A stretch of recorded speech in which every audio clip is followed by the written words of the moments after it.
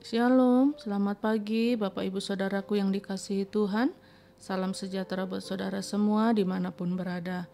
Saya mengajak Bapak Ibu Saudara untuk bersaat teduh dan berdoa dalam renungan penuntun kehidupan setiap hari.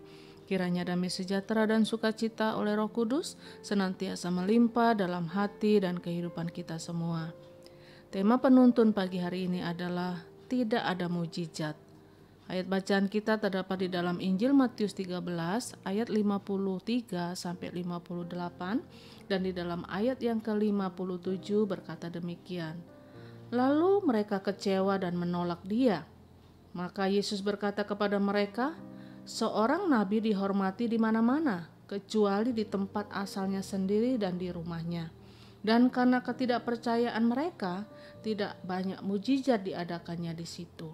Saudaraku yang dikasihi Tuhan, kita tahu bahwa kemanapun Yesus pergi selalu disertai dengan mujizat. Kemanapun Yesus pergi, kuasa Allah dinyatakan. Dan kemanapun Yesus pergi, perbuatan-perbuatan ajaib terjadi di antara mereka. Tetapi dalam ayat bacaan kita hari ini atau perikop hari ini diakhiri dengan kalimat karena ketidakpercayaan mereka tidak banyak mujizat diadakannya di situ. Mengapa mujizat tidak terjadi di Nazaret?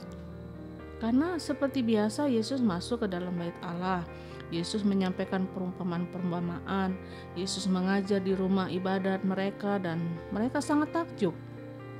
Tetapi bedanya ketika Yesus ada di Nazaret, di tempat itu, tidak terjadi mujizat apapun. Karena biasanya kemanapun Yesus pergi di situ terjadi mujizat. Ketika Yesus masuk ke Yeriko, Yesus menyembuhkan Bartimius. Ketika Yesus berada di dekat kolam Siloam, Dia menyembuhkan seorang yang lumpuh. Jadi kemanapun Yesus pergi pasti ada mujizat demi mujizat yang terjadi. Tetapi kenapa justru ketika Yesus masuk ke Nazaret, yaitu tempat asalnya, mujizat tidak terjadi di situ? Mengapa mujizat tidak terjadi di tempat asal Yesus atau di Nazaret? Kita pelajari di sini ada 3 alasannya. Dan kita berdoa kepada Allah sehingga ketiga hal ini tidak ada di dalam hidup kita.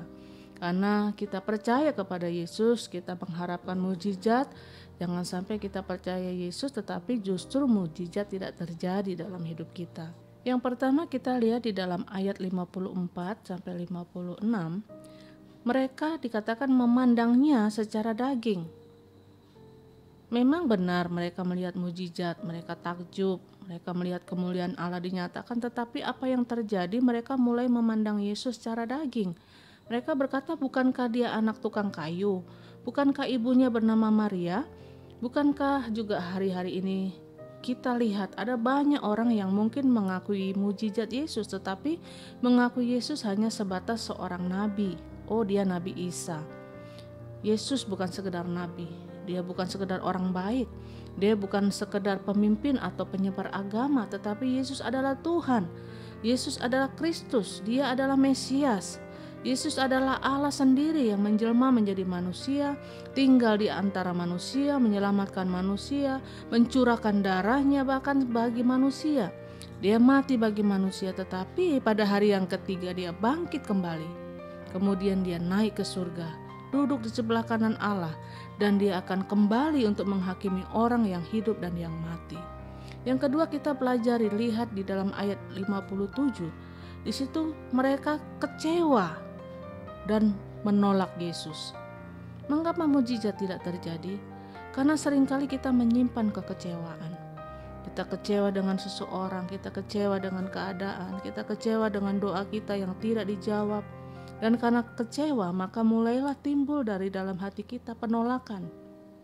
Kita mulai tidak percaya lagi. Kita mulai mencoba berusaha dengan kekuatan kita sendiri, dan itu sebabnya mujizat tidak terjadi. Ingat bahwa Yesus tidak pernah memaksakan kehendaknya. Karena itu Alkitab berkata, aku berdiri di depan pintu dan mengetuk. Barang siapa membukakan pintu, aku akan masuk. Dengan lain kata, jika pintu tidak dibuka, aku akan tetap mengetuk. Tetapi jika pintu tetap tidak dibuka, Yesus tidak akan pernah masuk dan duduk makan bersama-sama dengan kita dan memberkati kita. Artinya, kekecewaan dan penolakan sering kali menghambat mujizat terjadi. Mungkin saudara punya kepahitan dengan seseorang. saudara menyimpan kebencian, sakit hati, sehingga saudara tidak bisa berdoa dan tidak mempunyai hubungan yang baik dengan Tuhan, sehingga mujizat tidak terjadi. Karena kekecewaan itu menimbulkan penolakan dalam hidup saudara. Dan yang ketiga, kita belajar dari ayat yang ke-57 dan 58. Mereka tidak menaruh hormat dan tidak percaya kepada Yesus. Ada banyak orang yang dengan congkaknya berkata, saya tidak butuh Tuhan. Ada banyak orang berkata, siapa itu Yesus? Dia hanya nabi.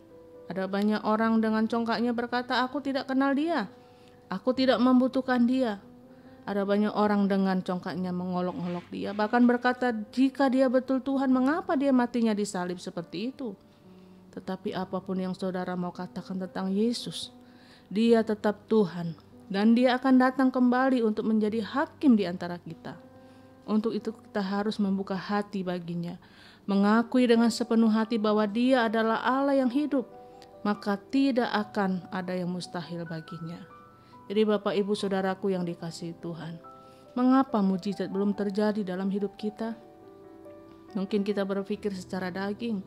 Mungkin banyak kekecewaan dan penolakan dalam diri kita. Mungkin kita tidak menaruh hormat sehingga kita tidak percaya kepada Yesus. Tetapi waktu kita mengakui bahwa Dia adalah Tuhan, maka kita akan hidup menurut kehendak-Nya dan kita akan melihat kuasa-Nya dinyatakan dalam hidup kita. Amin. Mari kita berdoa. Bapa, terima kasih buat firman-Mu pada pagi hari ini, yang kembali mengingatkan kami, yang kembali mengajar kepada setiap kami. Seringkali dalam hidup kami tidak terjadi sesuatu yang luar biasa, tidak terjadi mujizat, kami tidak melihat sesuatu yang dahsyat Tuhan kerjakan dalam hidup kami. Karena seringkali kami hanya memandang Engkau sebagai Tuhan yang biasa, Tuhan yang tidak punya kuasa. Tetapi pada pagi hari ini Tuhan, kami mau belajar untuk kami memandang Engkau sebagai Tuhan dan Juru Selamat kami. Kami tidak mau kecewa dengan keadaan kami. Kami mau menerima Engkau sebagai Tuhan dan Juru Selamat kami, sebagai penolong kami satu-satunya. Dan kami berdoa Tuhan, biarlah mujizat demi mujizat boleh terjadi dalam hidup kami. Yang sakit Tuhan sembuhkan, yang susah Tuhan hiburkan, yang lemah Tuhan kuatkan pada pagi hari ini. Agar dengan kekuatan-Mu kami boleh melangkah setiap hari Tuhan. Sesuai dengan tuntunan firman-Mu kami terus berjalan maju, sampai kami boleh melihat mujizat-Mu dinyatakan. Terima kasih Bapa, di dalam nama Yesus kami berdoa. Haleluya. Amin. Kiranya berkat yang sempurna dari Allah Bapa kita, kasih karunia dari Tuhan Yesus Kristus, dan persekutuan yang indah dengan Roh Kudus menyertai kita semua dari sekarang ini dan sampai selama-lamanya. Maju terus dalam tuntunan Tuhan, tetap semangat, sampai jumpa esok hari dalam penuntun kehidupan setiap hari, dan Tuhan Yesus memberkati.